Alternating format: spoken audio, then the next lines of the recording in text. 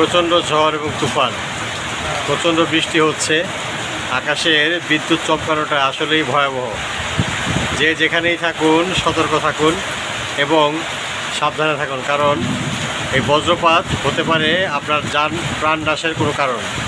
তাই আমরা যেখানেই থাকি না কেন সতর্ক থাকি এবং পরিবারকে সতর্ক রাখি। যখন আকাশ থেকে বজ্রপাত পড়ে তখন কোনো অবস্থাতেই জানালা গ্রিল ধরে দাঁড়াবেন না, লোহার বস্তু থেকে দূরে থাকুন এবং মোবাইল নেট ব্যবহার থেকে বিরত থাকুন। এতে করে আপনার মোবাইল সুরক্ষিত থাকবে।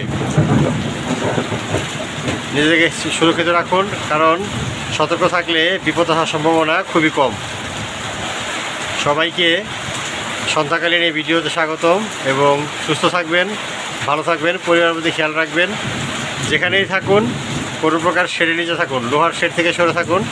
সম্ভব হলে ভারী কোনো স্থাপনার নিচে আশ্রয় নিন। যদি নৌপথে ভ্রমণ করতে থাকুন তাহলে সবসময়ই আল্লাহকে স্মরণ করুন, যেন নদীপথে কোনো বিপদের মধ্যে আপনি না পড়েন। বিশেষ করে বেশি বেশি করে দোয়া ইউনুস পড়ুন। দোয়া ইউনুস আপনারকে যে কোনো বিপদ থেকে উদ্ধার করার জন্য আল্লাহকে রাজি করা যথেষ্ট।